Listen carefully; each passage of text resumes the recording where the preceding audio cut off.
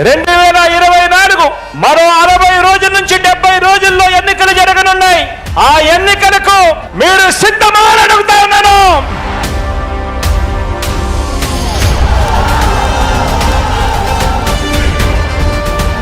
ఈ 70 రోజులు ప్రతి ఒక్కరూ ఒక సైన్యంగా పనిచేయాలి.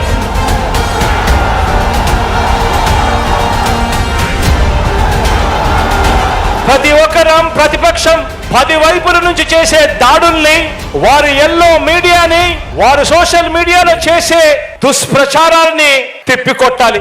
అందుకు మీరు సిద్ధమేనా అని అడుగుతా ఉన్నాను.